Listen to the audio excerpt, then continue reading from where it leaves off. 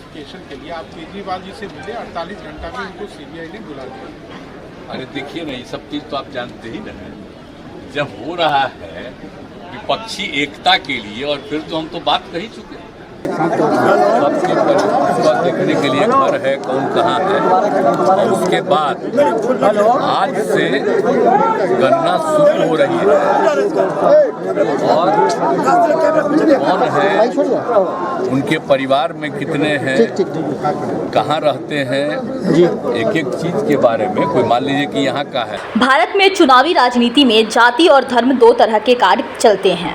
BJP जहां हिंदुत्व के नाम पर वोटरों को गोलबंद करने की कोशिश करती है, वहीं लगभग सभी क्षेत्रीय दल जातीय पहचान की राजनीति करते हैं। हालांकि बदलते वक्त के साथ बीजेपी ने धर्म के साथ जातीय पहचान को भी साधने की कोशिश की, लेकिन फिर भी मंडल की राजनीति को चुनौती देने में बीजेपी अभी भी पूरी तरह से सफल नहीं हो पाई है। बीजेपी की चाल को भांप कर ही नीतीश बाबू ने अपने पिटारे से जाति जनगणना का ट्रम्प कार्ड निकाला है। लंबे समय से नीतीश कुमार भारत के प्रधानमंत्री पद पर टकटकी लगाए बैठे हैं, इसलिए उन्होंने पीएम नरेंद्र मोदी को सामने से चुनौती देते हुए बीजेपी के हिंदुत्व की राजनीति के तोड़ के तौर पर जाति जनगणना का कार्ड खेला है।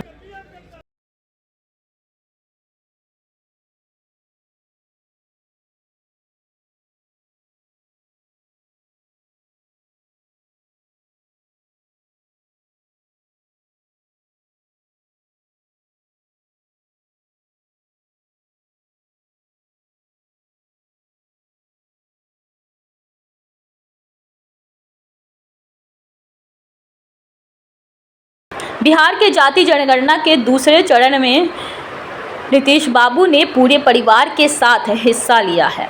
बख्तियारपुर में अपने पुश्तैनी मकान में अपने परिवार के साथ नीतीश बाबू ने जाति गणना करवाया। इस मौके पर नीतीश बाबू के बेटे भी उनके साथ बैठे नजर आए।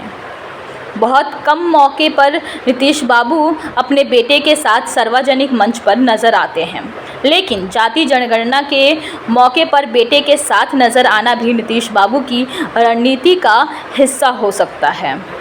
वहीं इस मौके पर नीतीश बाबू ने फिर से अपना संकल्प दोहराया है।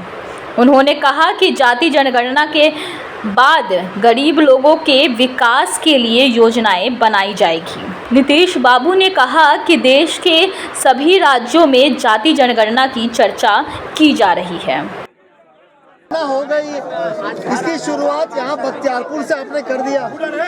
सर ऐसा है कि जातीय गणना का तो सिलसिला एक राउंड हो गया जनवरी में। सबके पर देखने के लिए घर है, कौन कहाँ है, और उसके बाद आज से गणना शुरू हो रही है। और कौन है, उनके परिवार में कितने हैं, कहाँ रहते हैं, एक एक चीज के बारे में। कोई मान लीजिए कि यहाँ का है, लेकिन अब यहाँ नहीं, उसके परिवार का कुछ बाहर रहता है, यहाँ से मतलब नहीं है। ये सारी चीजों का आकलन किया गया। वेरिफिकेशन के लिए आप केजरीवाल जी से मिले, 48 घंटा में उनको सीबीआई ने बुला लिया। अरे देखिए ना, ये सब चीज तो आप जानते ही ना है। जब हो रहा है विपक्षी एकता के लिए, और फिर तो हम तो बात कर ही चुके हैं। जब हम लोगों की बातचीत हो गई, कांग्रेस पार्टी सब साथ ही बैठ करके ना बोले, अब वो भी बोले साथ बैठ करके।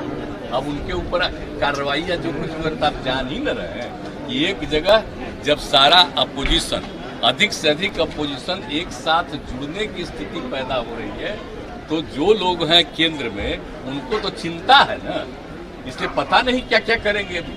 लेकिन ये सब करने से क्या होगा? होगा तो चुना हुआ ना, देश का पीएम कैसा हो? हम नहीं बनेंगे। अरे ये देश का पीएम कैसा हो?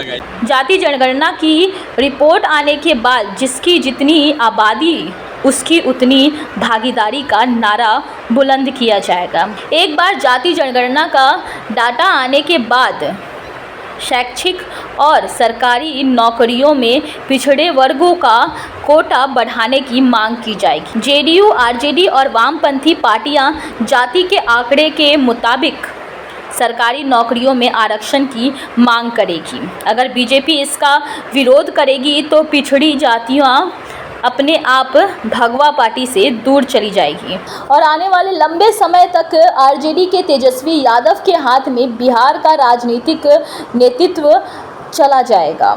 हालांकि बीजेपी आलाकमान इस रणनीति को पहले से भांप गई है और पिछड़े कुशवाहा जाति से आने वाले सम्राट चौधरी को सीएम के तौर पर प्रोजेक्ट कर रही है। भारत में जातीय पहचान की राजनीति का अभी अंत नहीं हुआ है और वह बीजेपी की हिंदुत्व की राजनीति के लिए सबसे बड़ी रुकावट है। यही वजह है कि नीतीश कुमार पूरे देश में बीजेपी के खिलाफ विपक्षी दलों को गोलबंद करने में लगे हैं। लेकिन सत्ता के कब्जे के लिए चल रहे शह-मात के इस खेल में कौन नेता सफल होगा, ये तो आने वाला वक्त में ही पता चलेगा। Bureau report, Q5 network.